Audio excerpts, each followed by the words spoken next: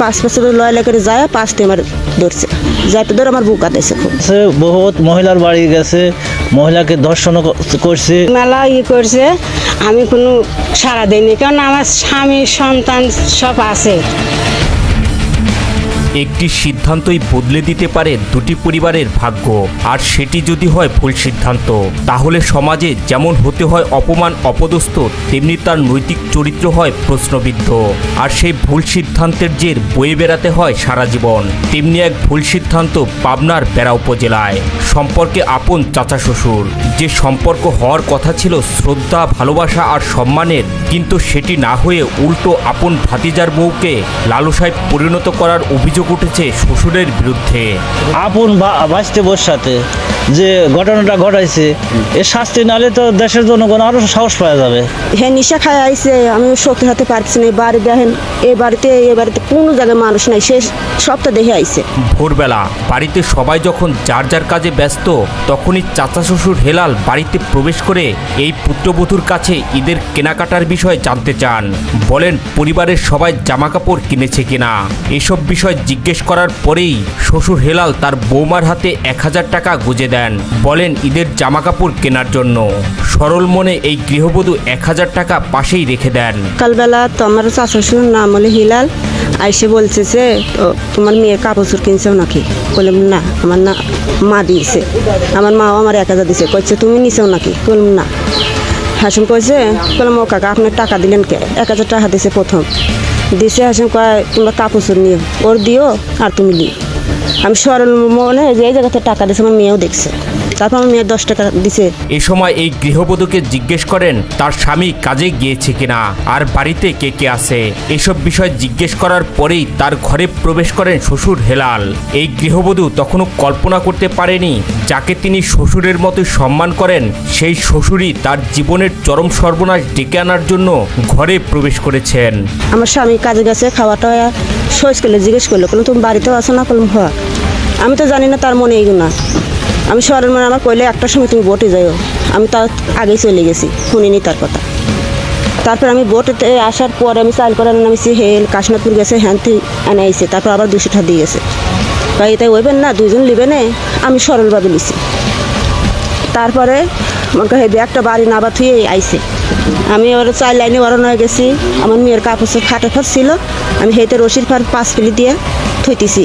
আমি চাষা শোনা আমি ঘরে যে গেছে, আমি অতটা খেয়াল করিনি। এই গৃহবধূ ঘরে প্রবেশ করা মাত্রই তাকে পিছন থেকে জাপটে ধরেন শ্বশুর হেলাল।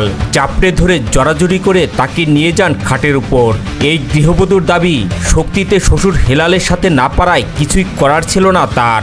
আর বাড়িতে লোকজন না থাকায় চিৎকার করেও লাভ হবে না সেটি আগেই বুঝতে পেরেছিলেন।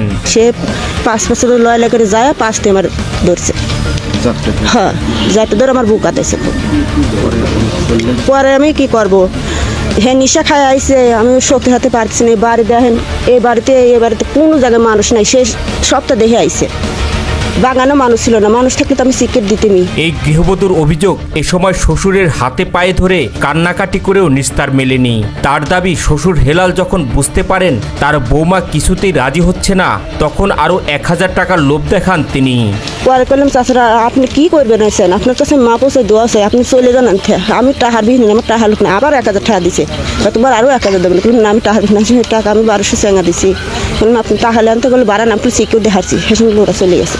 স্থানীয়রা অভিযোগ করে বলেন, অভিযুক্ত হেলাল সিন্দুরি প্রাইমারি স্কুলে চাকরি করলেও সে দীর্ঘদিন ধরেই গরিব মানুষের অসহায়ত্বের সুযোগ নিয়ে খারাপ সম্পর্ক স্থাপনের চেষ্টা চালায়।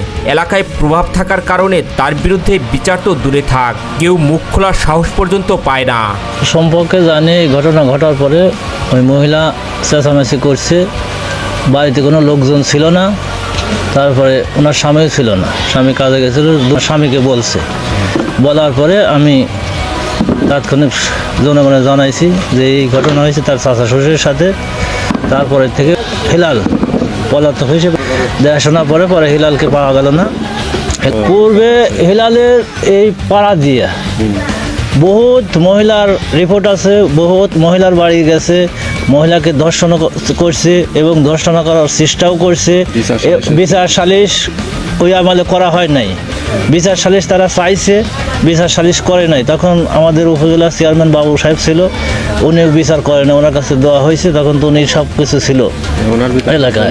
উনি আমলিক করতো, এখন একজন এক পার্টি করতেই পারে দেশের নাগরিক, সেই সম্বন্ধে উনি বিচার টিচার নিয়ে গেলে পরে ওই গালিগালাজ পারতো, খেদা মেতা দিয়ে এখন না তখন এরকম করতো, করে সে বিচার ওইভাবে চলে যেত।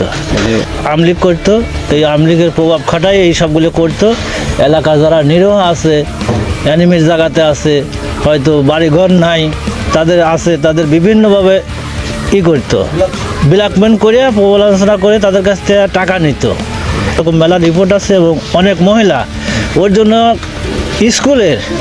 স্কুলের ছাত্রীরা পর্যন্ত ওর বিতৃষ্ণায় অনেক অভিভাবকের কাছে বলছে, মান সম্মান খাতিরে, সবার মান সম্মানের খাতিরে।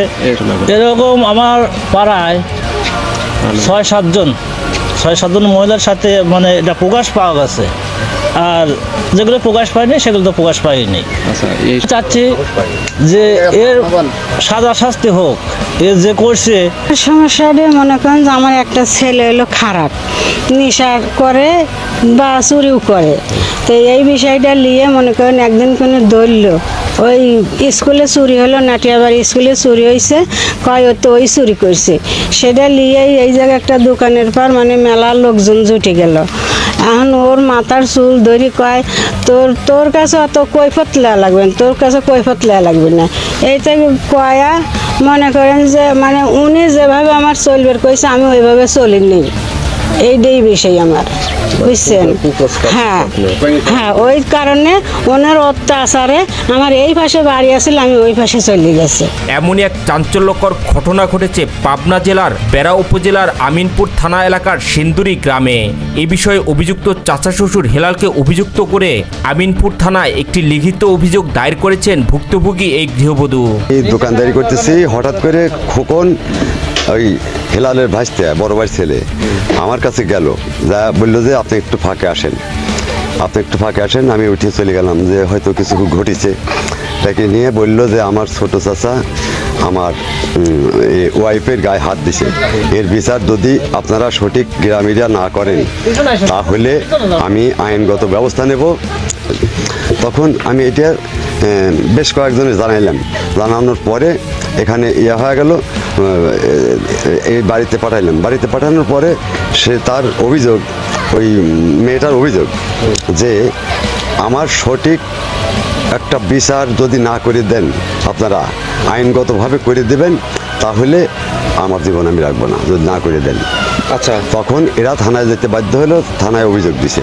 থানায় অভিযোগ দেওয়ার পরে গতকাল এসআই শহীদুল্লাহ আসা ইনকোয়ারি করে গেছে, অনেকগুলো মহিলার স্বাক্ষরও নিয়ে গেছে, প্রমাণিত হয়েছে সে